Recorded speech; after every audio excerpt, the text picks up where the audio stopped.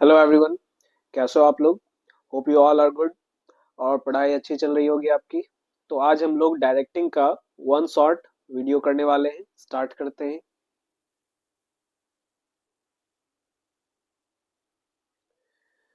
Directing क्या होता है?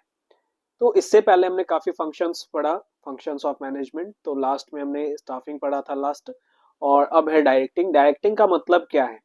तो देखो, कॉन्सेप्ट को बहुत ही हम लोग बारीक तरीके से हम लोग जानते हैं। तो डायरेक्टिंग मूवी में आपने देखा होगा, डायरेक्टर डायरेक्टर क्या करता है वहां पे? तो वो उसका जो डायलॉग होता है, वो डायलॉग क्या होता है? Lights camera and action. ठीक है, तो lights camera and action, action is more important here. यानी एक्चुअल जो एक्शन है ऑर्गेनाइजेशन में, वो एक्शन डायरेक्टिंग से ही स्टार्ट हो रहा है ना? अभी तक प्लानिंग हुआ, है ना, कि प्लानिंग हमारा हुआ कि थिंकिंग बिफोर डूइंग। ऑर्गेनाइजिंग हुआ, उसके लिए हमने रिसोर्सेज को इकट्ठा किए। फिर स्टाफिंग, हमने लोगों को हायर किया। और अब डायरेक्टिंग, अब यहाँ से काम स्टार्ट हो रहा है। तो directing means giving instruction, guiding, supervising, motivating and leading the staff in an organization in doing work to achieve organizational objective या ऑर्गेनाइजेशनल गोल्स। ठीक है, तो अब इसमें जो सुपरवाइजिंग, मोटिवेटिंग, लीडिंग आया, ये सब आगे एलिमेंट्स ऑफ डायरेक्टिंग में हम लोग पढ़ेंगे। Directing is a continuous process initiated at top level and flows to the bottom through organizational hierarchy। Starting ये कौन डायरेक्ट करेगा, कौन यहाँ पे आगे बोलेगा कि आगे के काम को करना है ना? तो जो डायरेक्शन प्रोवाइड करेगा वो तो हमेशा सुपीरियर हो सकता है। तो टॉप लेवल से स्टार्ट होता है और फिर धीरे धीरे आगे बढ़ता है। नेक्स्ट, इसका इंपॉर्टेंस आप देखो। तो मैंने आपको अभी बताया ना, अभी बताया है कि जो डायरेक्टर होता है मूवी का, वो क्या करता है? Lights camera action. तो आप यहीं से याद रखना, एक्शन। ठीक है, कि एक्शन कौन स्टार्ट करता है? एक्शन डायरेक्टिंग से स्टार्ट होता है। नेक्स्ट है इंटीग्रेट एम्प्लॉयज एफर्ट। तो एम्प्लॉयज एफर्ट को इंटीग्रेट करता है, एक जगह पे जोड़ता है डायरेक्टिंग। ठीक है, सभी को एक तरफ लेके जाता है कि इस डायरेक्शन में काम करना है। Means of motivation, directing means of motivation है। यहाँ पे जो सुपीरियर्स होते हैं, जो मैनेजर्स होते हैं, वो अपने सबऑर्डिनेट्स को मोटिवेट करते हैं काम को करने के लिए और टारगेट्स को अचीव करने के लिए। फैसिलिटेट चेंज, ऑर्गेनाइजेशन में जब भी कोई चेंज लाना होता है तो डायरेक्टिंग से ही आ सकता है, अदरवाइज नहीं आ सकता है। कि इम्प्लॉयज जो होते हैं और अधिकतर जो लोग होते हैं वो रेजिस्ट करते हैं, कोई भी नया चीज आता है। तो चेंजेस को लाना, ये यहाँ पे डायरेक्टिंग बहुत ही इंपॉर्टेंट फंक्शन है। नेक्स्ट है stability and balance in the organization. Organization में स्टेबिलिटी और बैलेंस, इंप्लॉयज के बीच में हार्मनी क्रिएट करके रखना। ठीक है, उन्हें गाइड करना, सुपरवाइज करना, उन्हें टाइम टू टाइम इंस्पायर करना, ये सब हमारा इसी में आएगा। आगे बढ़ते हैं हम लोग। ये बहुत इंपॉर्टेंट है, एलिमेंट्स ऑफ डायरेक्टिंग। यहीं से हमारा टॉपिक्स आगे बटेगा चार टॉपिक्स में। ठीक है, तो यहाँ पे डायरेक्टिंग का जो एलिमेंट्स है वो है supervision, motivation, leadership and communication. अब एक एक करके इन सभी को हमें पढ़ना है। सबसे पहला आते हैं हम लोग सुपरविजन पे। तो सुपरविजन किसे कहते हैं? सुपरविजन का मतलब क्या हो गया कि दो वर्ड से मिलके बना है, तो सुपर एंड विजन। सुपर का मतलब ओवर एंड अबव, ऊपर से देखना। ये विजन का मतलब क्या हो गया? आर्ट ऑफ सीइंग, देखना यहाँ पे। तो देखना का मतलब क्या?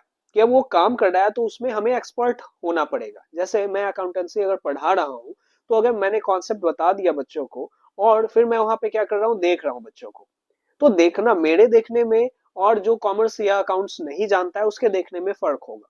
तो आर्ट ऑफ सीइंग यहाँ पे क्या हो गया कि मैं जब देखूंगा तो मुझे सभी कॉन्सेप्ट्स पता है और मुझे ये भी पता है कि स्टूडेंट्स को कहाँ डाउट आ सकता है, किस तरह से वो बच्चा उस टाइम सोच रहा है। ठीक है, तो यहाँ पे वो मेरे देखने में और किसी और के देखने में जो कॉमर्स नहीं जानता है, अकाउंट्स नहीं जानता है, दोनों में फर्क होगा। तो सुपरविजन उसी को कहेंगे, ओवर एंड अबव, कि ऊपर से देखना, है ना, कि वो सही काम हो रहा है या नहीं हो रहा है। सुपरविजन को दो तरीके से यहाँ पे समझना है। एक as an element of directing, directing के एलिमेंट में, और as an function perform by supervisor. Now who are supervisor? तो अब याद करो आप पहला चैप्टर याद करो, मैनेजमेंट। मैनेजमेंट में हमने लेवल्स ऑफ मैनेजमेंट पढ़ा। तो लेवल में, लोअर लेवल मैनेजमेंट में जब हमने देखा था, तो वहां पे सुपरवाइजर था लोअर लेवल मैनेजमेंट में, है ना? सुपरवाइजर यानी वर्कर्स के जो डायरेक्ट कांटेक्ट में रहता है। तो एक तो सुपरविजन एलिमेंट है डायरेक्टिंग का, है ना? कि डायरेक्टिंग में ये हमारा एक प्रोसेस है या एलिमेंट है, ठीक है। दूसरा, यहाँ पे एक अलग फंक्शन भी है जो सुपरवाइजर परफॉर्म कर रहा है। तो दो तरीके से हमें देखना है।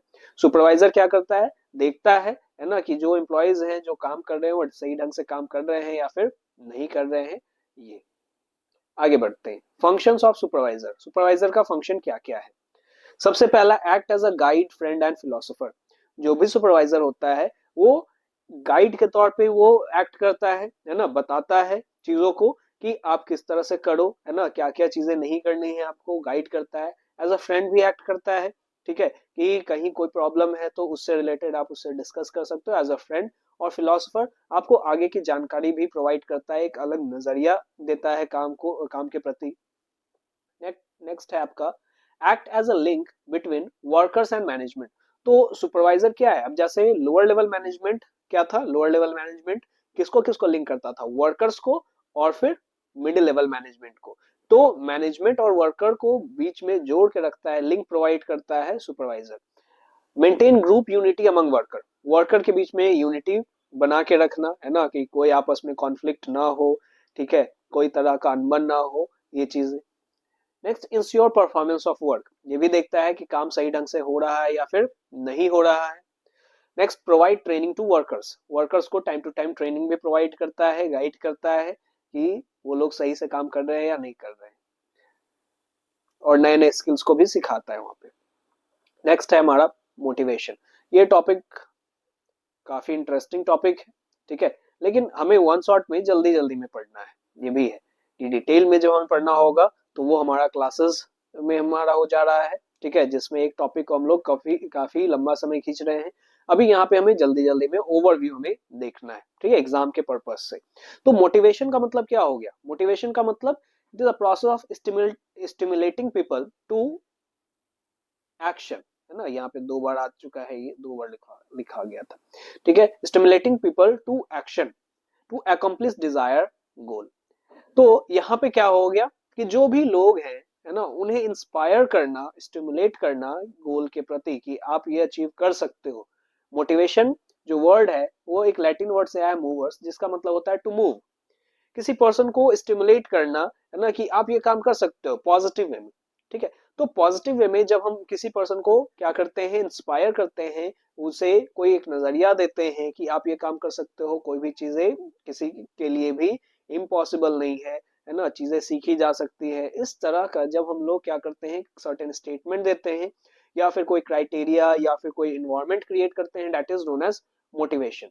Motivation may be regarded as something which prompts, compel or energize, ठीक है। तो यहाँ पे energize an employees to act or behave in a particular manner or at a particular time for attaining some specific goal। अब जैसे मैं अगर आपको मोटिवेट कर रहा हूँ, मोटिवेट करने का मतलब इंस्पायर कर रहा हूँ कि आप 90 प्लस आसानी से ला सकते हो, इवन दो 100 भी आपका आ सकता है, कुछ चीजें बता रहा हूं तो उस चीजों को आप ध्यान से आप देखो। तो मैंने जो जो आपको बताया, अगर आप उसके प्रति मोटिवेट हो गए और आप उस चीज को फॉलो कर रहे हो, आपको अगर रिजल्ट मिला, ठीक है, एक तो पहला मोटिवेट हो गए आप काम को करने के लिए, रिजल्ट मिला तो दूसरी बार और मेरी बातों को आप मानोगे, ठीक है। तो ये मोटिवेशन एक तरह का हो गया कि अब जैसे ये भी एक जो वन शॉट वीडियो है, ये भी काइंड ऑफ मोटिवेशन ही है ना, कि आपको वो पूरा का पूरा चैप्टर आपको विद इन 1 आवर आपको ये मिल जा रहा है, ठीक है, विद इन 1 आवर। हम लोग 1 आवर से कम में ही कोशिश करेंगे कि पूरा का पूरा चैप्टर को कवर करें, ठीक है। नेक्स्ट, इसमें कुछ आपके टर्म्स हैं, जैसे motive. Motive can be defined as an inner thought that energise, activate और move and direct behaviour of the employees to action. तो मोटिव का मतलब क्या कि कोई ऐसा गोल जो हमें क्या कर रहा है, हमें मोटिवेट कर रहा है ना, वो हो गया हमारा मोटिव।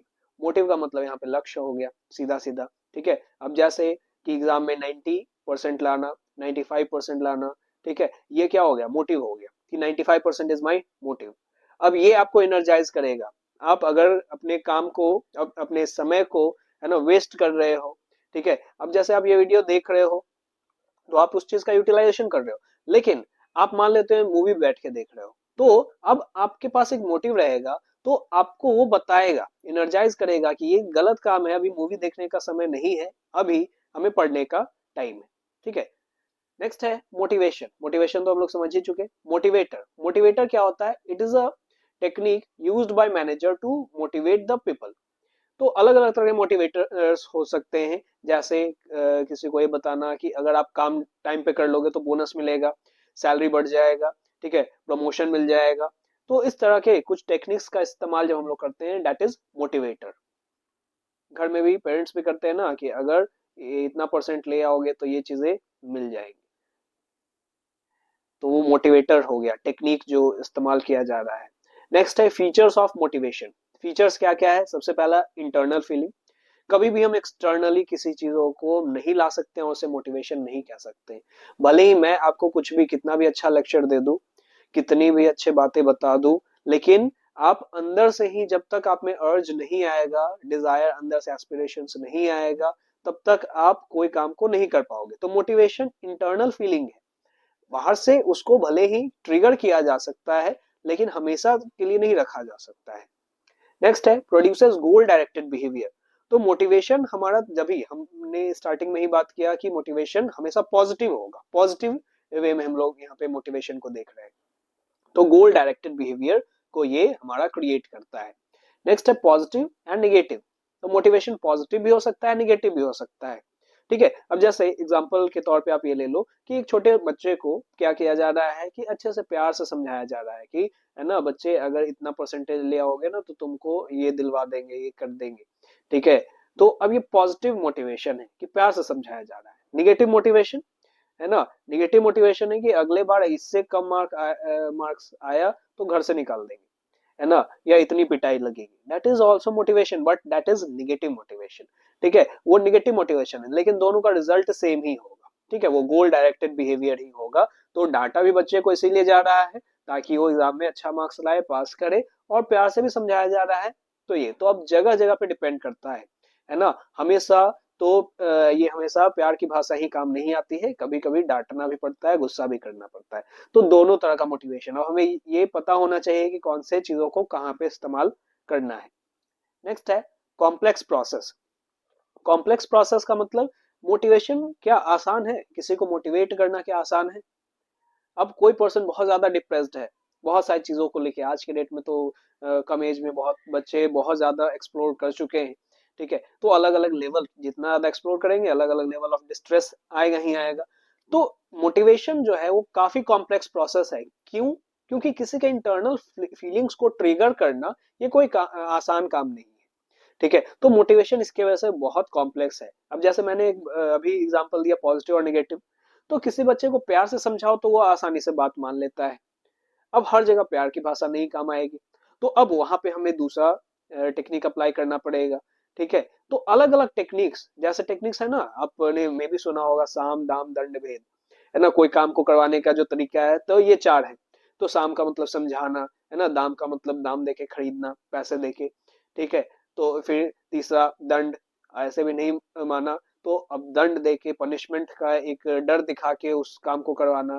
चौथा भेद, कि अब लॉजिक, और अब यहाँ पे अब कूटनीति का इस्तेमाल करना पड़ेगा, ट्रिक्स अपनाने पड़ेंगे कि वो कैसे काम करे, ठीक है। तो वो ये चार तरीके हो सकते हैं, है ना। तो इसी तरह से कॉम्प्लेक्स है, ये सभी के बस का बात नहीं है किसी को मोटिवेट करना। नेक्स्ट है कॉन्टिन्यूअस प्रोसेस। कॉन्टिन्यूअस प्रोसेस, यहाँ पे क्या है कि मोटिवेशन हमेशा कॉन्टिन्यूअस चलते रहेगा। ऐसा नहीं है कि एक बार मैंने आपको मोटिवेट कर दिया, आप मोटिवेट हो गए, उस दिन आपने 10 घंटा पढ़ाई कर ली, और अगले दिन फिर अब मन नहीं हो रहा है, फिर से आप लेट उठ रहे हो, फिर से वही चीजें, ठीक है।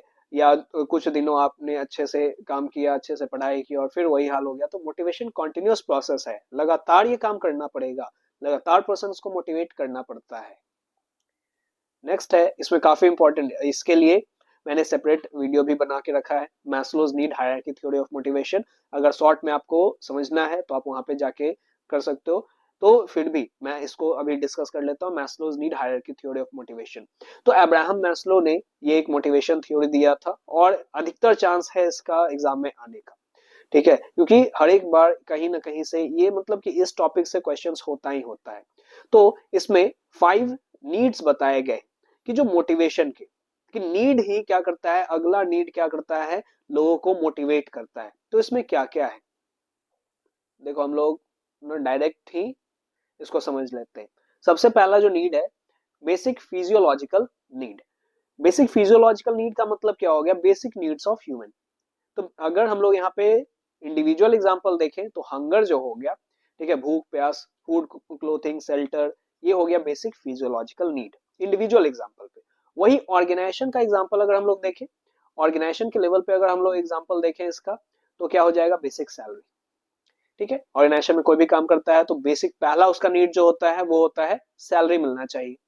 Second is safety and security needs. अब सैलरी मिल गया, अच्छा सैलरी मिल रहा है, अब दूसरा जो नीड आता है उसका सेफ्टी एंड सिक्योरिटी नीड। हर एक आदमी सेफ और सिक्योर रहना चाहता है, ठीक है, तो सेफ और सिक्योर हमेशा हम लोग रहना चाहते हैं, तो ये हो गया सेफ्टी एंड सिक्योरिटी नीड। तो इंडिविजुअल लेवल पे स्टेबिलिटी ऑफ इनकम, कि हमेशा इनकम हमारा आते रहना चाहिए, कि हमारा बेसिक नीड्स पूरा होते रहे।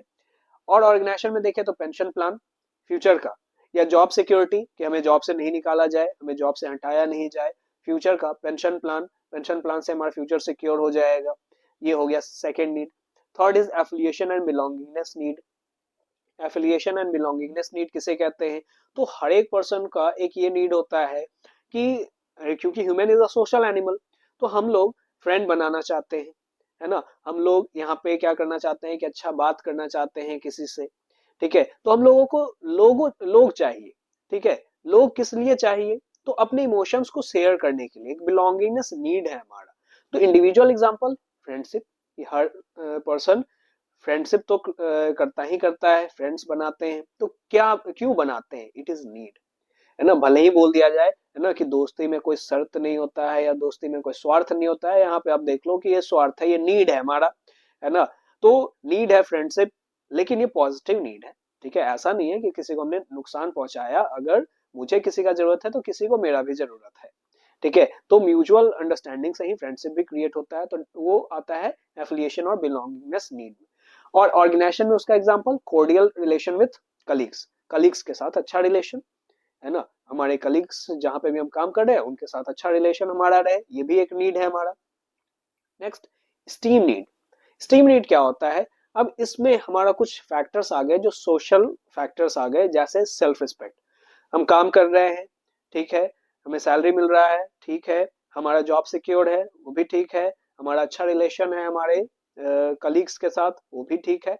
अब हमें एक जॉब टाइटल चाहिए, है ना, हमें सेल्फ रिस्पेक्ट चाहिए, हमें स्टेटस चाहिए, हमें सोसाइटी में एक स्टेटस चाहिए। अब ये हो गया स्टीम नीड्स, एक स्टेटस हमारा होना चाहिए, इंडिविजुअल लेवल पे हो गया स्टेटस, ऑर्गेनाइजेशन में हो गया जॉब टाइटल, कि ये जनरल मैनेजर है, मार्केटिंग मैनेजर है, ये सेल्स हेड है, ये क्या हो गया, जॉब टाइटल, है ना, हमें इस नाम से जाना जाए। नेक्स्ट है सेल्फ एक्चुअलाइजेशन नीड, सबसे हायर लेवल नीड जो होता है that is self actualization need. जो ये सभी नीड जब पूरा हो जाएगा तब लोग सेल्फ एक्चुअलाइजेशन, जैसे होता है ना मोक्ष की तरफ लोग जाते हैं सब कुछ भोगने के बाद, उसी तरह से ये सब नीड्स से ऊपर है सेल्फ एक्चुअलाइजेशन नीड। तो इंडिविजुअल एग्जांपल पे सेल्फ फुलफिलमेंट, है ना, आत्मसंतुष्टि, और दूसरा है ऑर्गेनाइजेशन में अचीवमेंट ऑफ गोल। तो गोल अचीव होने पे जो हम लोगों को संतुष्टि मिलती है वो सबसे अलग होता है, ठीक है, आप भी अगर एक दिन का अगर टारगेट रखते हो कि मुझे ये काम करने हैं, ठीक है, या आपने या फिर एग्जाम के लिए आपने टारगेट रखा कि मुझे 95 प्लस लाने हैं बीएसटी में, 95 प्लस लाने हैं अकाउंट्स में, तो आपने ये टारगेट रखा, ये सेल्फ एक्चुअलाइजेशन में भी चला जाएगा, कि जैसे आपका वो गोल अचीव होगा ना आपको काफी अलग लगेगा, ठीक है, तो that is self actualization need. ये हो गया मैस्लोज नीड थ्योरी।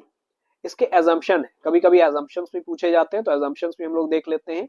ध्यान में रखना कि एजम्पशंस अलग है और हायरार्की अलग है, बहुत स्टूडेंट कंफ्यूज होते हैं और एजम्पशंस पूछा जाता है और वही लिख देते हैं वो, ठीक है, तो यहाँ पे देखो सबसे पहला बेस्ड ऑन ह्यूमन बिहेवियर, जितने भी यहाँ पे एजम्पशन है, यानी कि ये जो जितने भी हमने अभी पढ़ा जो ये मोटिवेशन थ्योरी है वो ह्यूमन बिहेवियर पे बेस्ड है, ठीक है, people behaviour is based on their needs, satisfaction of such needs influences their behavior, needs are in hierarchical order।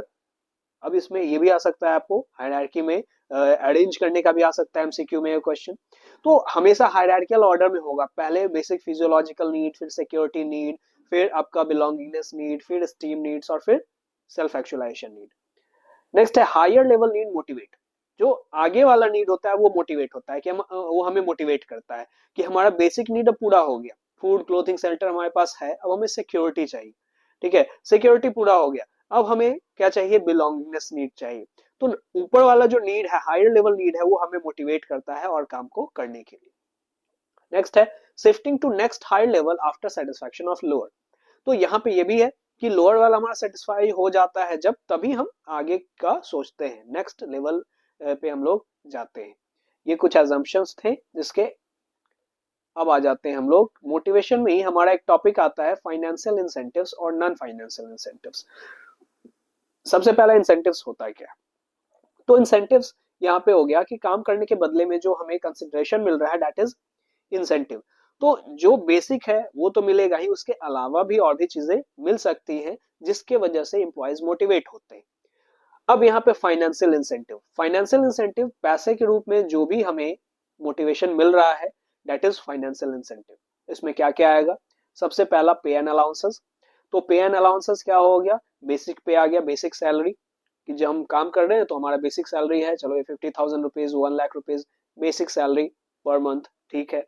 Allowances, बहुत जगह पे अलाउंसेस भी मिलते हैं। अलाउंसेस का मतलब जैसे हो गया क्या, तो अलाउंसेस में हमारा आ जाता है कि सैलरी सिस्टम जो है हमारा रेगुलर है ना, तो इसमें अलाउंसेस में आपका बहुत सारा आ जाएगा, जैसे पे हाइक या हाउस रेंट अलाउंस, है ना, एक होता है जैसे house rent allowance.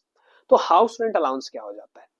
House rent allowance का मतलब आपको बेसिक सैलरी मिल रहा है, ठीक है, आपको रहने के लिए पैसे मिल रहे हैं, यानी रेंट का भी आपको पैसा मिल जा रहा है कि अगर कहीं आप रहोगे तो इतना पैसा ले लो as a house rent allowance, ठीक है। तो एक्स्ट्रा जो पैसे मिलते हैं, है ना, तो जब भी मनी के टर्म्स में जो मिलेगा ना, अब जैसे रूम ही दे दिया गया, क्वार्टर ही दे दिया गया, तो वो अलग है, वो फाइनेंशियल इंसेंटिव्स में नहीं आएगा। फाइनेंशियल इंसेंटिव्स में क्या आएगा? जो पैसे के रूप में मिल रहा है, तो पे एंड अलाउंसेस, ठीक है। ये हो गया, जैसे हाउस रेंट अलाउंस हो गया, डियरनेस अलाउंस, बहुत जगह पे डियरनेस अलाउंस मिलते हैं जिसको हिंदी में महंगाई भत्ता कहा जाता है। अब ये इसका मतलब क्या हो जाता है कि इन्फ्लेशन रेट के अकॉर्डिंग बेसिक सैलरी तो आपका ठीक है वो मिलेगा, अब उसके अकॉर्डिंग, इन्फ्लेशन के अकॉर्डिंग कुछ पैसे आपको और मिलते हैं, ठीक है।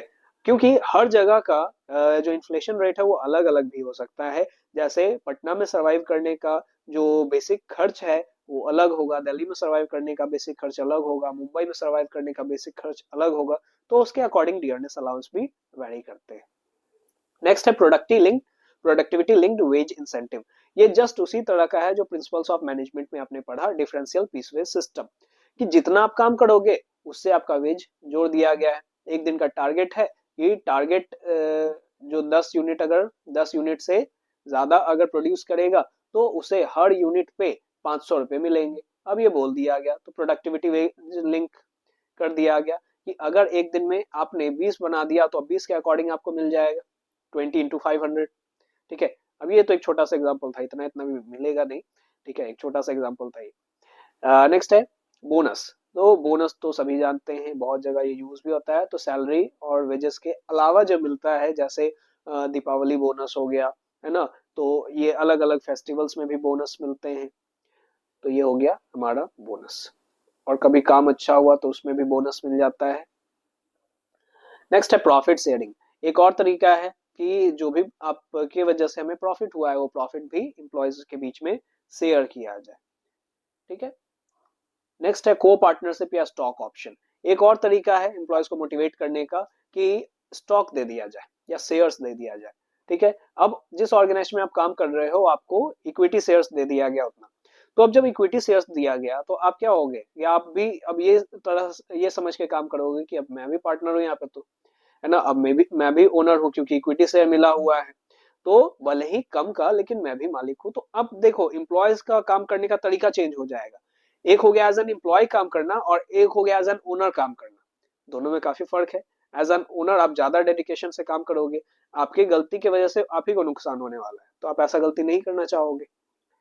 नेक्स्ट है रिटायरमेंट बेनिफिट। तो जैसे काफी सारे हो गए, प्रोविडेंट फंड हो गया, पेंशन हो गया, ग्रेचुइटी, की रिटायरमेंट बेनिफिट मिल रहा है, रिटायरमेंट के बाद के लिए आपको कुछ पैसे वहां पे दिए जा रहे हैं, जैसे पेंशन हो गया, प्रोविडेंट फंड हो गया, है ना, तो ये सभी हो गया रिटायरमेंट बेनिफिट। परक्विजिट्स, तो कुछ परक्विजिट्स भी मिलते हैं, यानी कि in company perquisites and fringe benefits are offered such as card allowance. तो कार्ड अलाउंस मिला, है ना, यानी कि अब घर से ऑफिस जाने के लिए आपको कार्ड दे दिया गया है, ठीक है, उसका कोई खर्च आपसे अब नहीं लिया जा रहा है, तो आने जाने का भाड़ा आपका बच रहा है, फेयर बच रहा है, ठीक है। फिर housing, housing allowance, housing perquisites, house rent allowance तो आगे पहले हमने पढ़ लिया। अब हाउसिंग परक्विजिट यानी कि अब क्वार्टर दे दिए गए, तो ये भी इसी में आ गया, ठीक है। वो नॉन फाइनेंशियल में नहीं आएगा, वो भी इसी में आ गया, क्योंकि पैसे के रूप में आपको पैसा ना देके यहाँ पे ये चीजें दी जा रही। नेक्स्ट है मेडिकल एड, है ना, आपको आपका इंश्योरेंस करवा दिया गया, ठीक है। फिर जो एम्प्लॉयज है, एम्प्लॉयज के बच्चों के एजुकेशन का जो पेमेंट है वो चीजें हो रही हैं, ये सब आपका परक्विजिट्स में आ गया, ठीक है, या फ्रिंज बेनिफिट्स इसे को कहते हैं। नेक्स्ट आ जाते हैं हम लोग नॉन फाइनेंशियल इंसेंटिव्स। तो नॉन फाइनेंशियल इंसेंटिव्स क्या है? तो it refers to those incentives which help in satisfying psychological, social and emotional needs of an employee, ठीक है। तो ये पैसे से रिलेटेड नहीं है, या पैसे के टर्म इसको हम लोग कन्वर्ट भी नहीं कर सकते, ठीक है। यहाँ पे हमारा क्या है, साइकोलॉजिकल सेटिस्फैक्शन या सोशल सेटिस्फैक्शन या इमोशनल नीड जो है हमारा, ठीक है। तो ये तीनों नीड पे बेस्ड है हमारा नॉन फाइनेंशियल इंसेंटिव्स। अब ये क्या क्या हो सकता है? सबसे पहला स्टेटस, ठीक है, एक पर्टिकुलर स्टेटस दे दिया गया, रैंक दे दिया गया आपको, ठीक है। रिवॉर्ड दिया जा रहा है, the authority, responsibility, reward, recognition, perquisites and prestige of job indicate the status given to person holding a managerial position. जो मैनेजर है, अब जैसे हर एक को तो कार अलाउंस, हाउस अलाउंस, ये सभी चीजों को तो नहीं दिया जा रहा है, तो जिसे दिया जा रहा है उसका स्टेटस उससे शो होता है ना। इसको आने जाने के लिए कार फ्री है, ठीक है, कार के साथ 2 बॉडीगार्ड फ्री है, ड्राइवर फ्री है, ठीक है। अब ये सभी चीजें तो वो स्टेटस को शो करता है कि हाँ ये हायर पोस्ट वाला पर्सन है, तो इसे सब कुछ मिल रहा है, ठीक है। नेक्स्ट है ऑर्गेनाइजेशनल क्लाइमेट। तो जहां आप काम कर रहे हो वो ऑर्गेनाइजेशन बायसनेस से फ्री होना चाहिए, ठीक है, अच्छा इन्वायरमेंट होना चाहिए, यहाँ की जैसे फीमेल के लिए अच्छा इन्वायरमेंट होना चाहिए, है ना, कि वो प्रोटेक्टेड फील करे, वो उन्हें ऐसा न लगे कि मेरे साथ कोई नाइंसाफी हो रही है या कोई हमें अफेक्ट कर रहा है। तो ऑर्गेनाइजेशनल क्लाइमेट किसी भी बेसिस पे बायसनेस नहीं होना चाहिए, एक अच्छा बिजनेस इन्वायरमेंट, एक अच्छा जहाँ पे हम लोग वर्क इन्वायरमेंट जिसे कहते हैं, दैट इज ऑर्गेनाइजेशनल क्लाइमेट। आगे बढ़ते हैं। Next, career advancement opportunities. Career advancement opportunities किसे कहते हैं? तो हर एक पर्सन चाहता है कि वो ग्रो करे, ठीक है, तो उसके फ्यूचर के लिए कुछ अपॉर्चुनिटीज प्रोवाइड किया जाए कि आपका प्रमोशन के लिए अब काम चल रहा है, आप ये काम करोगे तो आपको हायर लेवल पे प्रमोट किया जाएगा, इस तरह से प्रोजेक्ट में आप काम करोगे, तो ये करियर एडवांसमेंट अपॉर्चुनिटी, ये आपको मौका दिया जा रहा है, ये टारगेट अगर आप अचीव कर लोगे then you will be promoted, ठीक है। तो ये हो गया career advancement opportunity. Next, job enrichment. तो जॉब को इस तरह से डिजाइन करना, है ना, कि जो एम्प्लॉयज हैं उसको काम करने में मजा आए, या उसे लगे कि ये हमारा जॉब बहुत ही चैलेंजिंग भी है और इंटरेस्टिंग भी है। तो वर्क कंटेंट को ग्रो करना, ठीक है, greater variety of work content require higher level of knowledge and skill, give workers more autonomy and responsibility.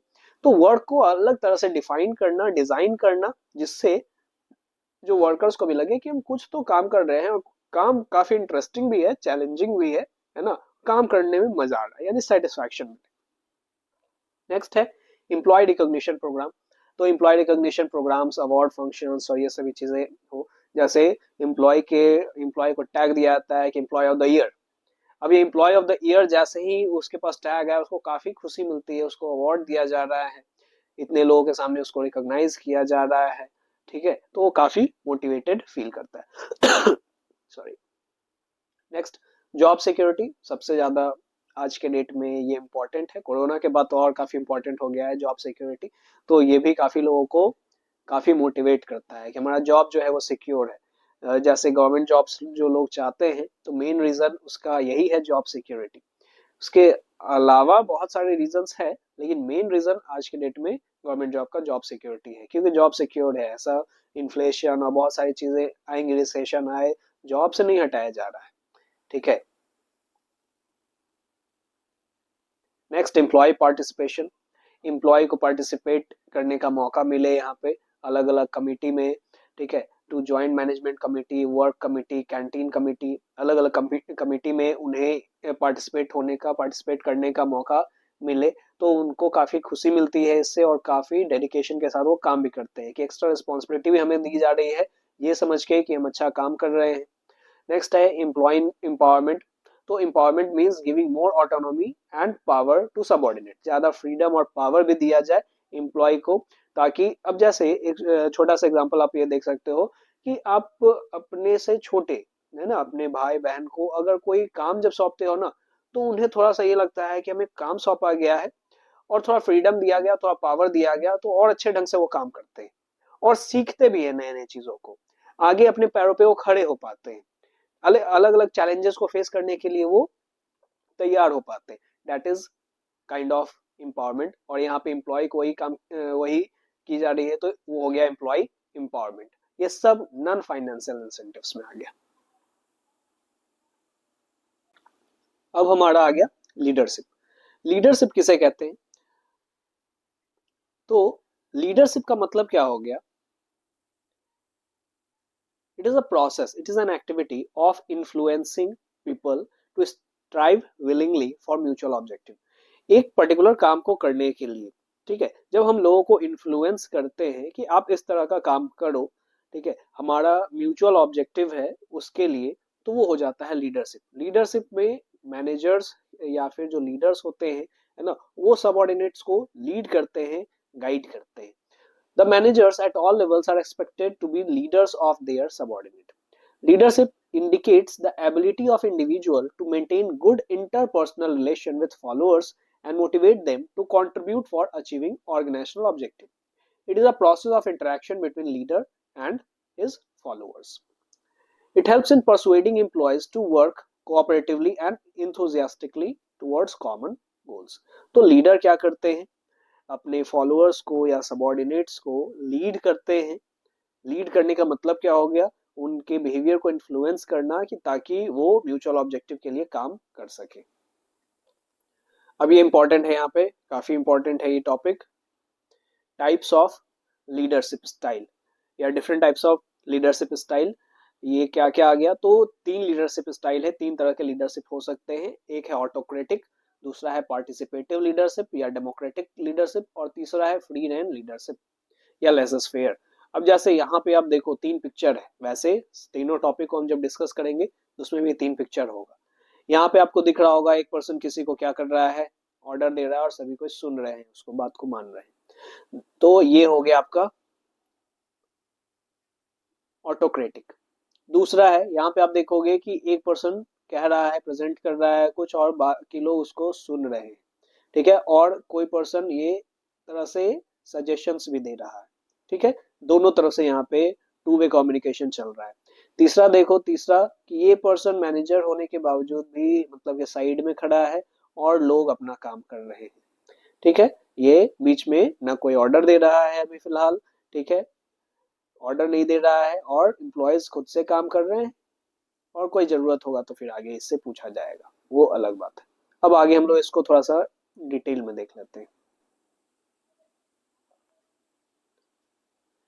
तो ऑटोक्रेटिक या ऑथोरिटेटिव लीडरशिप स्टाइल, इसमें क्या है? The leader gives order and insist that they are obeyed. तो यहाँ पे leader क्या करता है? लीडर ऑर्डर दे रहा है और ये देखता है कि उसके ऑर्डर को माना जाए विदाउट एनी इफ और बट, है ना, सीधा सीधा कि जो बोला है वो करो, है ना, अपना दिमाग नहीं चलाओ। ये हो गया autocratic leadership style. Under this style all decision making power is centralized in a leader. He does not give the subordinates any freedom to influence his decision. वो अपने सबऑर्डिनेट्स को कोई भी फ्रीडम नहीं दे रहा है। तो इसका मतलब ये भी है कि बॉसिंग पीपल अराउंड, या इसको डॉगमेटिक बिहेवियर कहते हैं कि हम जो बोल रहे हैं वो चुपचाप सुनो, no if no but. Next suitable, ये कहाँ कहाँ सुटेबल होगा, सुटेबिलिटी क्या है इसका? तो एक तो सबसे पहला, ये ऐसा सिचुएशन में जहाँ little time for group discussion. अब ग्रुप डिस्कशन का समय नहीं है, जितना बोला गया उतना आप जल्दी जल्दी करें, काम यहाँ पे हमें समय नहीं है उतना, ठीक है, वहां पे सुटेबल होगा। दूसरा, this style is best suited for those worker who are not educated और आर अनडिसिप्लिन्ड एंड अनस्किल्ड। तो जहाँ पे अनस्किल्ड वर्कर्स होते हैं, अनडिसिप्लिन्ड या फिर नॉट एजुकेटेड, ऐसे जो लोग होते हैं, ऐसे एम्प्लॉयज होते हैं, तो वहाँ ज्यादा हमारा ऑटोक्रेटिक लीडरशिप स्टाइल ही यूज होता है। जैसे आप ऑर्गेनाइजेशन में देखोगे जहाँ पे कॉन्ट्रैक्टर्स जो बिल्डिंग बनवा रहे हैं, ठीक है, तो अब वहां पे आप देखोगे कि लेबर्स को उस तरीके से कमांड किया जाता है, ऑर्डर दिया जाता है ना, उन्हें डांटा जाता है, तो और ताकि वो काम ढंग से कर सके, तो वहां पे वो बेस्ट सुटेबल है। उन्हें प्यार से जब समझाएंगे, बहुत जगह पे ऐसा भी देखा जाता है, प्यार से समझाने पे वो लोग उसको उस फ्रीडम का गलत इस्तेमाल करने लगते हैं। नेक्स्ट आगे देखते हैं हम लोग, डेमोक्रेटिक और पार्टिसिपेटिव लीडरशिप। तो डेमोक्रेटिक और पार्टिसिपेटिव लीडरशिप स्टाइल किसे कहते हैं? तो यहाँ पे अभी देखो आप, यहाँ पे क्या हुआ कि सुपीरियर क्या कर रहा है, सर्टेन कुछ चीजों को इंस्ट्रक्ट कर रहा है, समझा रहा है, और लोग सुन रहे हैं और कुछ लोग रिप्लाई भी कर रहे हैं, इस तरह से। तो democratic leader gives order only after consulting the group, group से वो कंसल्ट करने के बाद ही वो कोई ऑर्डर देता है, and work out policies with the acceptance of the group. जब तक ग्रुप एक्सेप्ट नहीं करेगा तब तक वो आगे नहीं बढ़ेगा, यानी कि सबके सहमति से मिलजुल के जब काम हो रहा है ना, तो उसे यहाँ पे डेमोक्रेटिक कहा जा रहा है। इट अच्छा, सुटेबल कहाँ पे है? एक ये भी बात ध्यान रखें कि ये ग्रुप सेंटर्ड लीडरशिप स्टाइल है ना, पूरे ग्रुप को यहाँ पे इंपॉर्टेंस दिया जा रहा है, ठीक है। आगे देखते हैं, it works best in situations where group members are skilled and to either eager to share their knowledge, ठीक है। तो जहां ग्रुप मेंबर्स अपने नॉलेज को, स्किल को शेयर करना चाहते हैं, वहां के लिए बेस्ट सुटेबल है। और ये यूज कहाँ नहीं होगा, this style should not be used when in institution where roles are unclear और time of the essence. Democratic leadership can lead to communication failure and incomplete projects, ठीक है। तो वही बात, जहां ऑटोक्रेटिक का जरूरत है वहां इसको हम लोग को नहीं लाना चाहिए। नेक्स्ट देखते हैं, लेसस फेयर या फ्री रेन लीडर। अब ये क्या है? तो लेसस फेयर ऐसा लीडरशिप स्टाइल है वहां जहां पे a leader does not believe in the use of power unless it is absolutely essential. यहाँ पे जो लीडर है ये अपने पावर का इस्तेमाल ही नहीं कर रहा है, ये काम सौंप दिया है, लोग अपना काम कर रहे हैं अपने अकॉर्डिंग, और लीडर अब इसमें कोई इंटरफेरेंस नहीं करेगा। जब तक बहुत ज्यादा जरूरत नहीं होगा इसका, तब तक ये पावर के यूज में बिलीव ही नहीं करता है, ठीक है। A free rein leader gives complete freedom to the subordinate, such a leader avoids use of power. Group members work themselves as per their own choice and competence, अपने according वो काम करते हैं। नोट, इसमें इंपॉर्टेंट नोट ये ध्यान रखना है, this is also known as laissez faire, which mean no interference in the affairs of other, जिसका मतलब होता है किसी के मामले में दखलंदाजी न करे, ठीक है। तो French laissez faire means to let allow, faire means to do, है ना। अब हमें छोड़ देना है कि अब अपने अकॉर्डिंग काम करो, है ना। जैसे बच्चे जब बड़े हो जाते हैं तो पेरेंट्स उन्हें छोड़ देते हैं कि वो अपना डिसीजन आप खुद ले सकते हो, तो वो हो गया फ्री रेन लीडरशिप। और लेकिन बहुत ज्यादा अगर जरूरत पड़ेगा तो फिर वो जब वो आएंगे, ठीक है। नेक्स्ट है सुटेबिलिटी।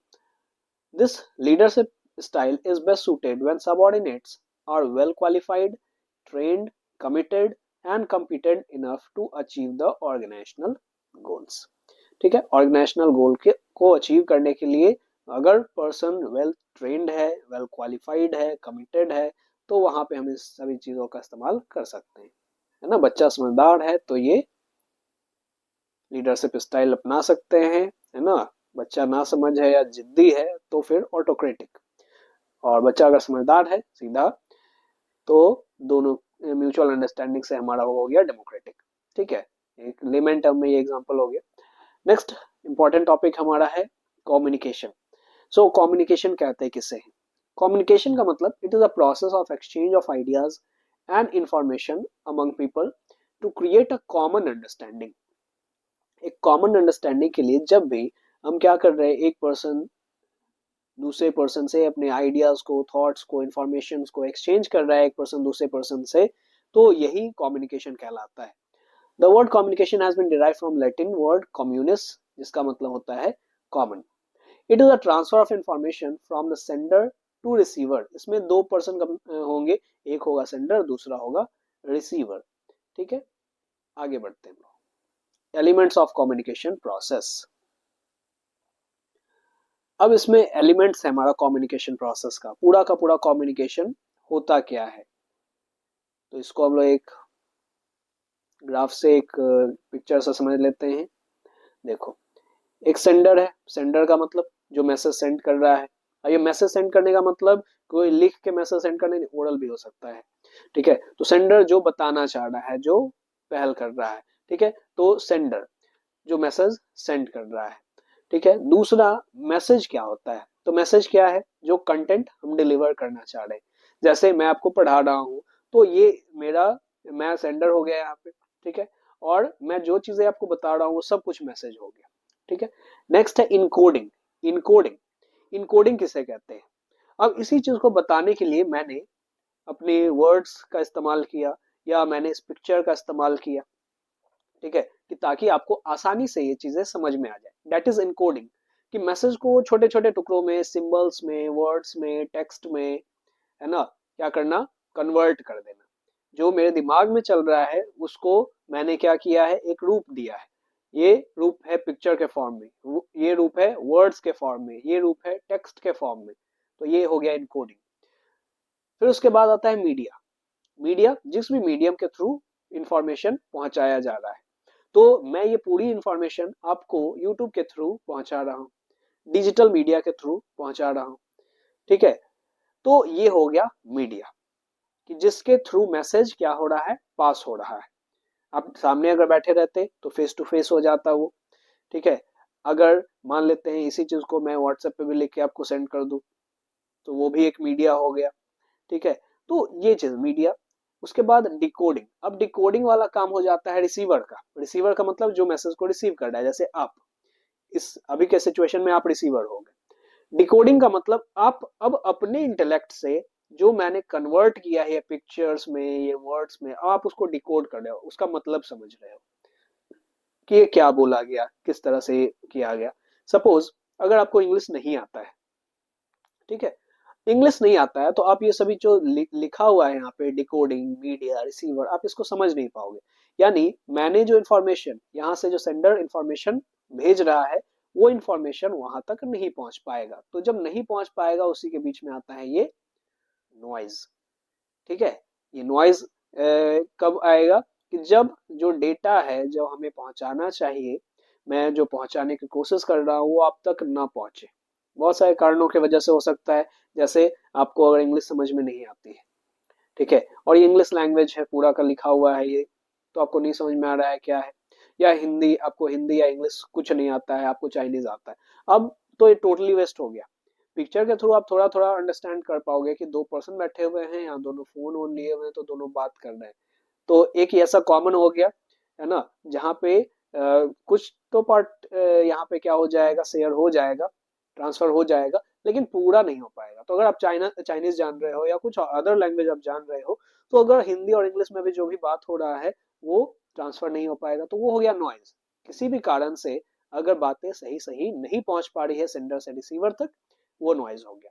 नेक्स्ट, अगर सब कुछ समझ में आ गया, तो अब रिसीवर क्या करेगा, फीडबैक आगे रिसीवर को, है ना, कि समझ में आ गया, अब और आगे आप बताएं और ये कैसे होता है। जैसे आप समझ गए, मैंने आपसे पूछा कि आपको ये समझ में आया, क्या आपके एग्जाम के लिए हेल्पफुल है, तो आप कमेंट करो नीचे बॉक्स में। एक एग्जांपल दे रहा हूँ, ये डायरेक्टली मैं कहीं आपको बोल नहीं रहा हूँ कि आप ऐसा करो ही। तो एक एग्जांपल, कि अगर आपको वीडियो पसंद आया, तो आप क्या करो, कि आप लाइक करो, है ना, या आप इसको, इस चैनल को सब्सक्राइब कर लो, या फिर आप उसको कमेंट में आप ये करो, आप शेयर कर दो। अब ये जो भी आप काम करोगे ना, दैट इज फीडबैक। कमेंट में करोगे तो मेरे पास ही पहुंच जाएगा कि हाँ, इस बच्चे को समझ में आया है, ये चीजें को समझ रहा है। जैसे ये चीजें नहीं समझ में आई है, इसलिए ये बच्चे ने ये कमेंट किया, तो ये सभी चीजें फीडबैक के फॉर्म में आ जाएगा। चलो, तो यही सभी पूरा का पूरा यहाँ पे मेंशन किया हुआ था टेक्स्ट फॉर्मेट में। अगर आपको ये चाहिए तो आप इसका स्क्रीनशॉट ले लो। आगे बढ़ते हैं। अच्छा, अब कम्युनिकेशन को भी यहाँ पे दो पार्ट्स में हमने कैटेगराइज किया है, formal communication and informal communication. तो दोनों है क्या। फॉर्मल कम्युनिकेशन का मतलब क्या हो गया, कि जब भी ऑफिशियल चैनल के थ्रू कम्युनिकेशन हो रहा है, ठीक है, जहां पे सुपीरियर और सबऑर्डिनेट इन्वॉल्व है, तो फिर वो हो जाएगा क्या, फॉर्मल कम्युनिकेशन। ठीक है, फॉर्मल का मतलब ही है कोई एक पर्टिकुलर कोड ऑफ कंडक्ट हो जहां सुपीरियर और सबऑर्डिनेट इन्वॉल्व हो यहाँ पे। ठीक है, तो जब मैनेजर यानी जो बॉस है वो क्या कर रहा है, किसी सबऑर्डिनेट को कुछ बातें कह रहा है, हो सकता है रूल्स बता रहा हो सकता है इंस्ट्रक्ट कर रहा हो, इंस्ट्रक्शंस दे रहा हो, तो ये कम्युनिकेशन जो हो गया दैट इज फॉर्मल कम्युनिकेशन। ये टॉप लेवल के थ्रू ही क्या होता है, इमर्ज होता है वही से इंफॉर्मेशन। ये ओरल फॉर्म में भी हो सकता है, रिटन फॉर्म में भी हो सकता है। जैसे आप अपने स्कूल में मान लेते हैं छुट्टी है अगले दिन, तो फॉर्मल चेन से कैसे इंफॉर्मेशन ट्रांसफर होता है, नोटिस आता है क्लास में। ठीक है, नोटिस आपको बताया जाता है, नोटिस का एक पर्टिकुलर फॉर्मेट होता है ना। या ऐसे ही कि वो रजिस्टर में आता है और आपको बोल दिया गया कल छुट्टी है, भले ही ऐसा बोल दिया गया लेकिन आप जब पढ़ोगे उसमें लिखा हुआ है this is to inform you all that है ना tomorrow is holiday for this and this occasion, ये चीजें आपको बोली जा रही है। तो वो हो गया पूरा फॉर्मल तरीके से वो चीजें की गई, वो हो गया फॉर्मल कम्युनिकेशन। फॉर्मल कम्युनिकेशन आपका वर्टिकल फॉर्मेट में या हॉरिजॉन्टल फॉर्मेट में हो सकता है। तो वर्टिकल का मतलब जब फ्रॉम टॉप टू बॉटम इस तरीके से इंस्ट्रक्शन और ग्रीवेंसेस में जब हो रहा है तो दैट इज वर्टिकल, यानी इसमें अपवर्ड और डाउनवर्ड दोनों आ जाएगा। तो अपवर्ड और डाउनवर्ड का मतलब, अपवर्ड कम्युनिकेशन का मतलब और डाउनवर्ड कम्युनिकेशन का मतलब, तो अपवर्ड का मतलब जब कोई जो सबऑर्डिनेट है या जूनियर है उसको कोई प्रॉब्लम है ना, किसी चीज से रिलेटेड कोई ग्रीवेंसेस है, वो अगर अपने प्रॉब्लम को ऊपर पहुंचा रहा है, ऊपर बात कर रहा है, जैसे स्टूडेंट को कोई प्रॉब्लम होता है तो वो टीचर को बोल रहा है, तो ये हो गया अपवर्ड कम्युनिकेशन। और टीचर कोई इंस्ट्रक्शन दे रहा है, कोई ऑर्डर दे रहा है और वो स्टूडेंट को दे रहा है, तो वो हो गया डाउनवर्ड कम्युनिकेशन कि वो ऊपर है। ठीक है, वो क्या है, सीनियर है, ये हो गया वर्टिकल। हॉरिजॉन्टल में क्या हो गया, अब सेम लेवल में ही जब ट्रांसफर होता है इंफॉर्मेशन का तो दैट इज हॉरिजॉन्टल, है ना। जैसे मान लेते हैं कि मार्केटिंग मैनेजर ने क्या किया, ह्यूमन रिसोर्स मैनेजर से कंसल्ट किया, कुछ कम्युनिकेशन हुआ, तो दैट इज हॉरिजॉन्टल कम्युनिकेशन। ठीक है, जब इस फॉर्मेट में चलेगा, जब सेम लाइन में चलेगा तो हॉरिजॉन्टल, जब अपवर्ड और डाउनवर्ड में चलेगा तो वर्टिकल। नेक्स्ट है इनफॉर्मल कम्युनिकेशन। इनफॉर्मल कम्युनिकेशन काफी इंपॉर्टेंट है और ये बहुत आसान भी है। इनफॉर्मल कम्युनिकेशन का मतलब क्या हो गया कि जब भी कहीं पे भी हम हैं तो फॉर्मल ऑर्गेनाइजेशन से ही क्रिएट होता है इनफॉर्मल। तो इनफॉर्मल का मतलब कि कोई भी ऑर्डर रूल्स वगैरह का यहाँ पे यूज नहीं हो रहा है, तो without following the formal lines of communication. जैसे ऑर्गेनाइजेशन में एम्प्लॉयज ऐसे तो वो क्या है, कलीग्स हैं, अब लेकिन एज अ फ्रेंड भी बन गए, है ना, फ्रेंड बन गए। और आपस में सिर्फ ऑर्गेनाइजेशन का बात नहीं हो रहा है, अपना पर्सनल इंटरेस्ट का बात हो रहा है। ठीक है, तो पर्सनल एरिया ऑफ इंटरेस्ट का बात हो रहा है, अपने अकॉर्डिंग मान लेते हैं मूवीज का वो लोग बात कर रहे हैं। ठीक है, कोई मैच उन्होंने देखा तो उस मैच का बात कर रहे हैं, कहीं वो घूमने गए उसका बात कर रहे हैं, ये सब इनफॉर्मल कम्युनिकेशन में हो गया। ये पूरा अलग है हमारा फॉर्मल तरीके से। ठीक है, और ये भी इंपॉर्टेंट है, इंपॉर्टेंट इसलिए है कि ऑर्गेनाइजेशन में इनफॉर्मल कम्युनिकेशन की वजह से ग्रुप अच्छा बनता है और वही बिगड़ता भी है। लेकिन यहाँ पे ज्यादा इसका पॉजिटिव एंगल अगर हम लोग देखें तो एक अच्छा टीम बिल्डअप होता है जब इनफॉर्मल कम्युनिकेशन को हम लोग अलाउ करते हैं। इसका एक और नाम है जिसको ग्रेप वाइन नेटवर्क भी कहा जाता है, ग्रेप वाइन कहा जाता है क्योंकि इसका कोई ओर छोर नहीं है, कहीं से भी शुरुआत होगा किसी से भी। अब जैसे मान लेते हैं कि कोई एक जूनियर है, ठीक है, अब उसके ऊपर जैसे यहाँ पे अगर एग्जांपल अगर देखें, जैसे मान लेते हैं एक फॉर्मल चेन है, ठीक है, ए है, बी है, सी है और डी है। तो ऐसे अगर बात किया जाए तो डी को ए से अगर बात करना हो तो पूरा प्रॉपर चेन का यूज करना पड़ेगा, जैसे स्केलर चेन में आपने देखा था कि डी सी को कम्युनिकेट करेगा, सी बी को और बी फिर ए को। ठीक है, और उसी तरह से ऊपर से भी आएगा नीचे। अब यहाँ पे अगर डी, यहाँ पे इनफॉर्मल कम्युनिकेशन का मतलब मान लेते हैं डी ए के घर के बगल में ही रहता है, कोई प्रॉब्लम है डायरेक्ट उससे बात कर लिया, ठीक है, या आपस में ये लोग फ्रेंड ही है, तो अब ये क्या हो गया इनफॉर्मल, कि इसका कोई और छोर नहीं है, कोई भी किसी से बात कर रहा है, वर्टिकल हॉरिजॉन्टल, है ना, कहीं भी किसी से भी बात हो जा रही है, that is informal communication. Next आगे देखते हैं हम लोग बैरियर्स टू इफेक्टिव कम्युनिकेशन। इससे क्वेश्चंस बन सकता है आपका। ठीक है, कुछ छोटा छोटा पार्ट्स आपका आ सकता है इससे कि बैरियर्स, बैरियर्स का मतलब वही वो नॉइज हमने जो पढ़ा, वही चीज कि दो पर्सन के बीच में जब कम्युनिकेशन हो रहा है तो प्रॉपर जो मैसेज है वो कम्युनिकेट नहीं हो पा रहा है, तो वही चीजें को हम लोग बैरियर्स कहते हैं, जो रुकावट जो आ रहा है एक अच्छे कम्युनिकेशन में। जैसे मैं आपको बता रहा हूँ, आप समझ नहीं पा रहे हो इस चीजों को, ठीक है, क्योंकि आप हिंदी नहीं जानते हो, नहीं इंग्लिश जानते हो, तो अगर आप नहीं जानते हो तो बैरियर कहीं ना कहीं लैंग्वेज रुकावट हो गया, बैरियर का काम किया, ठीक है। तो वही हो गया हमारा बैरियर्स। अब इसमें बैरियर्स कितने तरह के होते हैं, तो पहला है semantic barriers. Semantic barriers are concern with problems and obstruction in the process of encoding and decoding of message into words और इंप्रेशन। तो जब भी आप जो सेंडर और रिसीवर के बीच में इनकोडिंग और डिकोडिंग का अगर प्रॉब्लम आ रहा है, प्रॉपर इनकोड नहीं कर पा रहे हैं या डिकोड नहीं किया जा पा रहा है, ठीक है, तो वो फिर सिमेंटिक बैरियर होगा, या लिंग्विस्टिक बैरियर, लैंग्वेज का बैरियर भी हो सकता है। Normally such barriers on account of use of wrong words, faulty translation, different interpretations, ये सभी चीजें। अब इसमें क्या क्या आते हैं एक एक करके हम लोग देख लेते हैं। पहले बैडली एक्सप्रेस्ड मैसेज, कि मैसेज को सही ढंग से पेश ही नहीं किया गया है, मैसेज में पता ही नहीं चल रहा है। अब जैसे मान लेते हैं कि आप किसी से व्हाट्सएप पे चैट कर रहे हो, तो वहां पे जो मैसेज है वो प्रॉपर क्लियर ही नहीं हो पा रहा है कि क्या बोल रहा है, ये समझ में नहीं आ रहा है। अब जैसे कल छुट्टी है, तो अब उसमें ना क्वेश्चन मार्क दिया हुआ ना स्टेटमेंट, तो दो अब इसमें आ जा रहा है कि कल छुट्टी है पूछ रहा है या बता रहा है बच्चा, ठीक है, ये पूछ रहा है या बता रहा है। फॉल्टी ट्रांसलेशन, ट्रांसलेशन सही से नहीं हो पाए, ठीक है। तो अब एक शो आता है जिसमें आपने सुना होगा कि सही पकड़े हैं, है ना, वो एक लेडी रहती है और वो क्या करती है, कुछ गलत ट्रांसलेशन करती है और उसके बाद एक पर्सन उसको सही से बताता है कि नहीं आपका मतलब ये था। तो हो गया फॉल्टी ट्रांसलेशन, की बाकी लोगों को समझ में आया बोलना क्या चाह रहे हैं ये, ठीक है, तो that is faulty translation. Next है symbols with different meanings. Symbols with different meaning, एक ही सिंबल का अलग अलग मतलब भी हो सकता है, ठीक है, तो गलत जगह पे अगर उसका इस्तेमाल हुआ तो फिर प्रॉब्लम हो जाएगा। तो अब एक ही सिंबल है, अब उसका मतलब हम क्या समझे, तो फिर प्रॉपर समझ में नहीं आएगा। नेक्स्ट है अनक्लैरिफाइड अजम्पशंस। तो हमारा जो कम्युनिकेशन है उसको इफेक्टिव होने के लिए ये भी है कि कुछ अजम्पशंस हमें समझने होते हैं। अगर वो क्लैरिफाई नहीं है कि हमें किस एंगल पे समझना है, किस बेसिस पे समझना है, तो फिर प्रॉपर कम्युनिकेशन नहीं होगा, ठीक है। अब जैसे यही टॉपिक अगर मैं क्लास 1 के स्टूडेंट को अगर बता रहा हूँ, तो हो सकता है बहुत सारे वर्ड्स, बहुत सारी चीजें उसे समझ में ना आए, क्योंकि उसको एजम्पशन क्या रखना है, किस लेवल पे पढ़ना है, किस लेवल पे हमें आंसर करनी है, ये क्लियर नहीं होगा। तो फिर जो कम्युनिकेशन है वो प्रॉपर नहीं हो पाएगा।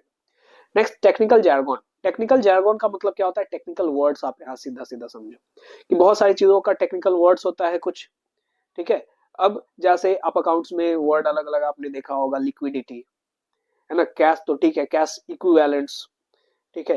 फिर उसके बाद बहुत सारा ऐसा वर्ड्स है ना, विंडो ड्रेसिंग। अब ये अलग अलग तरह का ऐसा वर्ड जो टेक्निकल वर्ड्स है, अगर आप उस पर्टिकुलर फील्ड को जानते हो तो वो टेक्निकल नॉलेज का आपको पता होगा, टेक्निकल जो वर्ड्स है आपको पता होगा। तो टेक्निकल जैर्गन के कमी के वजह से भी क्या होता है कि दो लोगों के बीच में सही से कम्युनिकेशन नहीं होता है, ठीक है, क्योंकि उसको वो टेक्निकल वर्ड का मतलब ही नहीं समझ में आ रहा है। जैसे मैं अगर किसी नॉन कॉमर्स स्टूडेंट को, कोई साइंस स्टूडेंट को, कोई आर्ट्स स्टूडेंट को बोल रहा हूँ कि मार्केट में लिक्विडिटी बढ़ गया, अब वो सोच रहा है मार्केट में लिक्विडिटी, मार्केट उसके एंगल से कौन सा मार्केट है ना, वही जहाँ पे सामान वगैरह मिल रहा है वो उसके एंगल से मार्केट हो रहा है। लिक्विडिटी बढ़ गया, लिक्विडिटी का मतलब क्या है, पानी वानी भर गया क्या मार्केट में, ऐसा कुछ बोला जा रहा है। लेकिन एक्चुअल में जो कॉमर्स स्टूडेंट है उन्हें पता होगा कि मार्केट में लिक्विडिटी बढ़ने का मतलब क्या हो रहा है। ये हो गया टेक्निकल जार्गन। नेक्स्ट है body language and gesture decoding. तो body language and gesture decoding भी ये आ जाएगा कि बॉडी लैंग्वेज कुछ और कह रहा है ना, और सामने से कुछ और प्रेजेंट हो रहा है ना, बॉडी लैंग्वेज ऐसा लग रहा है कि ये इंटरेस्टेड नहीं है बातों को और काम में कर भी रहा है, ठीक है। तो उसके जेस्चर को डिकोड करना, तो अगर हम जेस्चर को डिकोड नहीं कर पाएंगे, किसी को हम कुछ बातें बता रहे हैं और ये हम डिकोड नहीं कर पा रहे हैं कि इसको समझ में आ रहा है या नहीं हो रहा है, नहीं आ रहा है, तो प्रॉपर फिर कम्युनिकेशन नहीं हो पाएगा। तो जेस्चर्स को भी डिकोड करना है कि ये किस मूड में है, किस इसका बॉडी लैंग्वेज क्या कह रहा है, तो ये भी आना चाहिए। खैर ये सब काफी जो बड़ा टॉपिक है, हम लोग वन शॉट में कर तो रहे हैं, वो हमारा 1 घंटा पूरा होने वाला है, जब स्टार्टिंग में हमने कहा था 1 घंटा से कम ही हो जाएगा, ठीक है, 1 घंटा पूरा होने वाला है, क्योंकि ये सब टॉपिक्स बहुत ही वास्ट है और ये चैप्टर काफी बड़ा चैप्टर है, ठीक है। आगे हम लोग बढ़ते हैं इसमें। सेकेंड इज साइकोलॉजिकल बैरियर या इमोशनल बैरियर। दूसरा बैरियर आता है हमारा साइकोलॉजिकल या इमोशनल बैरियर, दिमाग से रिलेटेड हमारा जो बैरियर है। जैसे अ worried person can not communicate properly, an angry receiver cannot understand the real meaning of the message. तो ऐसा बोला जाता है ना कि गुस्से में आप कोई डिसीजन ना ले, गुस्से में किसी को जल्द मतलब कि ऐसा कुछ ना बोल दे जिसके वजह से आगे फ्यूचर में हमारा कोई प्रॉब्लम हो। ठीक है, तो एंग्री रिसीवर जल्दी कुछ मतलब वो समझ नहीं पाता है, गुस्से में किसी को ज्ञान दो तो वो लेने के मूड में ही नहीं रहता है। मूड का मतलब यहाँ पे हम क्या कह ले कि वो ले ही नहीं पाएगा, एंग्री है ना, क्योंकि उसका दिमाग अलग अलग जगह पे नहीं अब चल रहा है, या उसका दिमाग फोकस्ड है किसी चीजों पे लेके, एग्रेसिव है कोई। या वरीड पर्सन जो वरीड होगा, है ना, वो सही से मैसेज को ट्रांसफर नहीं कर पाएगा। ये सब हो गया हमारा माइंड से रिलेटेड या स्टेट ऑफ माइंड से रिलेटेड। अब इसमें है सबसे पहला हमारा यहाँ पे pre mature evaluation. Pre mature evaluation का मतलब कि कोई आपको बोल ही रहा है, आधा बात ही बताया है और आपने बोल दिया हाँ हाँ समझ में आ गया, है ना। तो अब ये क्या हो गया, प्री मैच्योर इवेल्युएशन, कि बिना मैसेज पूरा पढ़े ही हुए, बिना मैसेज पूरा आगे गए ही हुए, आपने पहले ही एजम्पशंस रख लिया कि हाँ हाँ समझ में आ गया, और फिर आपने काम गड़बड़ कर दी, है ना। तो काम को पूरा प्रॉपर सुनना भी चाहिए, यानी कि जो बोला जा रहा है वो प्रॉपर सुने, कि बोला जा रहा है अभी क्वेश्चन स्टार्ट ही हुआ है, आपने आंसर देना है, यहाँ समझ गए यही करना है, लास्ट में बोला जा रहा है ये नहीं करना है, ये सब तो आप जानते ही हो, अब इसे आगे करना है। ठीक है, तो फिर गड़बड़ हो जाएगा। Next, loss by transmission and poor detention. एक है कि ट्रांसमिशन, अब जैसे एक गेम होता है कानाफूसी, है ना, आपने शायद कहीं वीडियोस कहीं रील्स वगैरह में भी आपने देखा होगा कि अब एक पर्सन है, फिर उसके आगे दूसरा पर्सन, तीसरा पर्सन, चौथा पर्सन, पांचवा पर्सन, छठा पर्सन, ऐसे ऐसे करके बहुत आगे आगे लोग हैं कुछ। ठीक है, अब ये पर्सन क्या करता है कि सामने वाले के कान में कुछ कोई वर्ड बोला, ठीक है, ये वर्ड यहाँ तक जाते जाते, है ना, क्या से क्या हो जाता है, तो लॉस बाय ट्रांसमिशन। या पुअर रिटेंशन, पुअर रिटेंशन का मतलब वो उसको रख ही नहीं पा रहे हैं दिमाग में, है ना, रिटेन ही नहीं कर पा रहे हैं। अब जैसे बहुत लोगों को आपने सुना होगा कि वो रूम में एंटर करते हैं या फोन किए, ये बताना है, और फिर बात बात में भूल गए कि जा क्या बताना था, क्या था, बहुत इंपॉर्टेंट था, याद नहीं आ रहा है। जैसे पुअर रिटेंशन एग्जाम में होता है ना कि क्या था अब तो याद ही नहीं आ रहा है ना। तो ये हो गया साइकोलॉजिकल या इमोशनल बैरियर्स। नेक्स्ट है लैक ऑफ अटेंशन। जब हम लोग अटेंटिव नहीं होते हैं तो उसके वजह से भी बहुत सारी चीजों को सुन नहीं पाते हैं, है ना, सुन नहीं पाते हैं, और फिर बहुत सारे काम को हम कर नहीं पाते हैं। तो कम्युनिकेशन के लिए अटेंशन का होना बहुत जरूरी है, यानी लिसनिंग स्किल्स का होना या अटेंटिव होना बहुत जरूरी है। नेक्स्ट है डिस्ट्रस्ट, सामने वाले पे भरोसा ही नहीं है। अब वो बोल रहा है कि ऐसा ऐसा करना, बोला तुम पे भरोसा ही नहीं, या बोल रहा है उधर मत जाना, है ना, उधर पकड़े जाओगे, या उधर आपको ये प्रॉब्लम हो जाएगी। अब ये चीजें बोल रहा है, हमको इससे भरोसा नहीं है ना, ठीक है, ये ऐसे ही फालतू बोलते रहता है, और वहां गए फंस गए। तो ये भी चीजें हैं डिस्ट्रस्ट, ये भी प्रॉपर कम्युनिकेशन हमारा नहीं होने देता है। नेक्स्ट है ऑर्गेनाइजेशनल बैरियर। ऑर्गेनाइजेशनल बैरियर किसे कहते हैं, अब ऑर्गेनाइजेशन में काफी रूल्स होते हैं, स्ट्रक्चर्स होते हैं, फॉर्मल हमारा लाइन है, फॉर्मल ऑर्गेनाइजेशन क्रिएट हुआ पड़ा है। अब इससे रिलेटेड कुछ बैरियर्स आते हैं। अब जैसे ये दो पर्सन है, दो पर्सन के बीच में क्या क्या कम्युनिकेशन होने में रोक सकता है इन्हें, ऑर्गेनाइजेशनल पॉलिसी, या पॉलिसी ऐसा है, रूल्स बना हुआ है ना। जैसे ये एबीसीडी का भी एग्जांपल हमने देखा, ए है, बी है, सी है, डी है। तो अब ये डी को अगर ए से बात करना है तो अब ये पूरा चेन में चलेगा, तो डायरेक्ट बात नहीं कर सकता, ऑर्गेनाइजेशन का पॉलिसी है। सेकंड, रूल्स एंड रेगुलेशन ही बनाया गया है कि आप बात नहीं कर सकते हैं, ड्यूरिंग वर्क आप किसी से बात ही नहीं कर सकते, अब ये रूल बना दिया गया। ठीक है, तो बहुत सारे प्रॉब्लम्स हो जाएंगे। फिर स्टेटस, बहुत लोगों का स्टेटस भी होता है ना कि अब मैं इस पोस्ट पे हूँ, मैं इससे कैसे बात कर लूँ, या ये इतने सीनियर हैं तो कैसे बात कर ले। तो स्टेटस भी काफी रुकावट आता है अच्छे कम्युनिकेशन में, कि बहुत ज्यादा सीनियर, बहुत ज्यादा ये है तो लोग डरने भी लगते हैं कि उससे कैसे बात किया जाए, क्या किया जाए, ये स्टेटस अलग है इनका, है ना, इनका रुतबा अलग है, ये चीजें हो जाती है। Next, complexity in organisational structure. Organisational structure में काफी कॉम्प्लेक्सिटीज, आपने ऑर्गेनाइजेशन स्ट्रक्चर पढ़ा है ना, फंक्शनल, डिविजनल, तो उसके वजह से भी प्रॉपर कम्युनिकेशन नहीं हो पाता है। ऑर्गेनाइजेशनल फैसिलिटीज की बात करने की, उस तरह की फैसिलिटीज अवेलेबल नहीं है जिससे हम प्रॉपरली कम्युनिकेट कर पाए लोगों को। ठीक है, नेक्स्ट है पर्सनल बैरियर। पर्सनल बैरियर यानी कि मैं ही अब खुद का दुश्मन हूँ, मेरे ही वजह से अब कम्युनिकेशन नहीं हो पा रहा है, तो चाहे मैं सेंडर हूँ चाहे रिसीवर। तो एक है fear of challenge to authority, एक ये भी अब डर लगता है कि वो अथॉरिटी को चैलेंज कैसे करे, अब वो गलत ही बोल रहा है, हो सकता है कि वो सही से मतलब कि उसका टंग स्लिप हो गया कोई बात को कहते कहते, अब आपको पता है कि ये गलत आई थिंक ये बोल दिए है क्या, या हो सकता है कि मेरे ही वीडियोस में कहीं पे बोलना कुछ था और कोई अलग वर्ड निकल गया, है ना, तो हाँ बोलना था और ना निकल गया। तो ऐसा है कि अब ऐसी चीज को मान ही नहीं लेना है, गलती सभी से हो सकती है। तो चैलेंज टू अथॉरिटी, अब अथॉरिटी को चैलेंज करने से डर लगता है, तो अब ये फिर से कम्युनिकेशन अच्छा नहीं हो पाएगा। नेक्स्ट है lack of confidence of superior on his subordinate, superior को अपने सबऑर्डिनेट पे भरोसा ही नहीं है, तो फिर उसको काम नहीं सौंपा जाएगा, प्रॉपर कम्युनिकेशन नहीं होगा। अनविलिंगनेस टू कम्युनिकेट, अब बात ही नहीं करना चाहते तो ये बात ही अलग हो गया कि अनविलिंग है वो बात करने के लिए, कम्युनिकेट करने के लिए अनविलिंग है। Next lack of proper incentive, proper incentive भी नहीं मिलेगा तो फिर यहाँ पे कम्युनिकेशन ही नहीं हो पाएगा अच्छे ढंग से। Incentive is very important. और अब हमारा आता है कि हाउ टू इम्प्रूव कम्युनिकेशन, या कम्युनिकेशन को इफेक्टिव और कैसे बनाया जाए। तो यहाँ पे आप देखें, जो जो रुकावट था उन सबको सीधा दूर करेंगे तो वही हमारा कम्युनिकेशन इफेक्टिवनेस का वेज होगा। ठीक है, तो कुछ यहाँ पे मेंशन है, उसको हम लोग एक एक करके देख लेते हैं। Clarify the ideas before communication, कि हमें बताना क्या है पहले क्लियर हो जाए, है ना, क्या कम्युनिकेट करना है, किस बातों को हमें यहाँ पे रखना है, पहले क्लैरिटी होना चाहिए। अब जैसे मैं ये वीडियो बना रहा हूँ, क्लियर ही नहीं हो कि पढ़ाना क्या है, या मैं डायरेक्ट आ गया विदाउट एनी नोट्स और हमें बताना क्या है, किस टॉपिक पे बात करना है, तो कम्युनिकेशन में सबसे पहले आपको आइडिया क्लियर होना चाहिए, यानी कि सोच के बोलो, सोचो समझो, है ना, उसके बाद आगे कम्युनिकेट करो।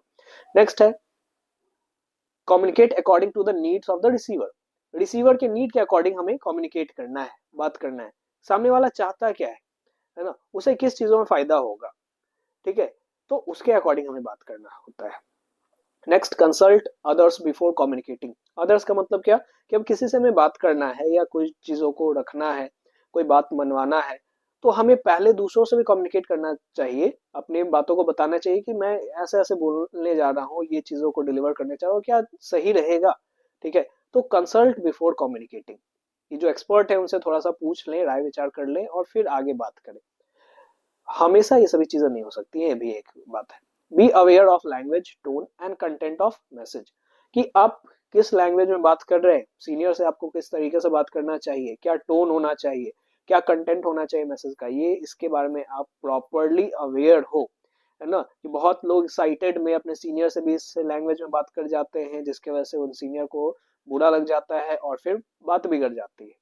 ठीक है, हो सकता है आपका वैसा कोई पॉइंट ऑफ व्यू नहीं था, आपका इंटेंशन वैसा नहीं था, लेकिन वो हो जाएगा। तो आपको बात करने के टाइम, कम्युनिकेशन के टाइम अपने लैंग्वेज को, अपने टोन को, है ना, टोन ज्यादा मतलब हाई भी नहीं होना चाहिए, ज्यादा लो भी नहीं होना चाहिए, ये सभी चीजों पे भी ध्यान में रखना है। और कंटेंट सबसे इंपॉर्टेंट है कि बताना क्या चाह रहे हैं या बात क्या करना चाह रहे हैं। Next, convey things to help and value to listener, ऐसे बातों को बताना है जो सामने वाले को मदद करे, सामने वाले के वैल्यू को बढ़ाए, या उसके काम का कुछ हो, वही चीजें को सुनना भी चाहेगा।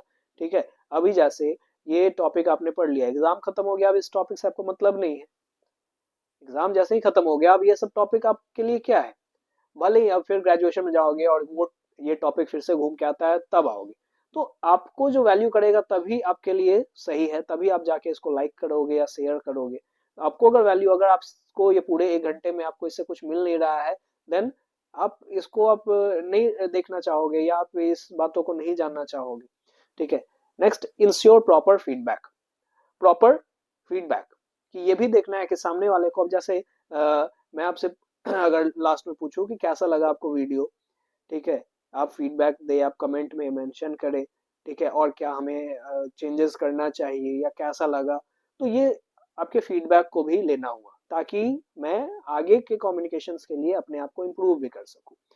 Next, communicate to the present as well as, communicate for present as well as future, ऐसे बात करना है कि प्रेजेंट के लिए भी और फ्यूचर के लिए भी, ऐसे नहीं कि गुस्सा में किसी से बात करके निकल गए, आप तो इसको अगले दिन से देख रहे नहीं है, फ्यूचर में वैसा ही कुछ हो गया। ठीक है, तो आज तो गुस्सा में कुछ भी कह दिए, अगले दिन इसी का जरूरत पड़ रहा है या इससे हमें प्रॉब्लम हो सकता है, फिर हमने गलत तरीके से बात कर लिया। ठीक है, तो communicate for present as well as future. Next है फॉलो अप कम्युनिकेशन। कम्युनिकेशन को आगे बढ़ाना भी है। कोई बता रहा है, कोई चीजें आपको बोल रहा है, तो वहां पे आपको भी बताना है, आपको भी आगे कम्युनिकेशन को बढ़ाना है। और सबसे इंपॉर्टेंट जो है कम्युनिकेशन का, that is be a good listener. अगर आप सही से सुनोगे नहीं, आज के डेट में बहुत लोग रिप्लाई करने के लिए सुनते हैं, है ना, कि व्हेन विल माय टर्न कम, है ना, मैं कब बोलूंगा, तो उसके लिए नहीं सुनना है। ठीक है, तो आपको हमेशा सुनना है अंडरस्टैंड करने के लिए, समझने के लिए बातों को पहले सुनना है। ठीक है, हमेशा एक अच्छा लिसनर आप बनेंगे तो कम्युनिकेशन आपका इफेक्टिव होगा। तो ये सब हमारा पूरा का पूरा डायरेक्टिंग का चैप्टर भी खत्म हो गया। तो ये पूरा वन शॉट में, अगर कोई आपको प्रॉब्लम है कोई भी, तो आप कमेंट में आप मेंशन कर सकते हो। ठीक है, और आप हमारे इंस्टाग्राम हैंडल से भी जुड़ो ताकि फ्यूचर के लिए भी आप वहां पे भी अपडेटेड रह सको। Okay, thanks for watching, thank you everyone.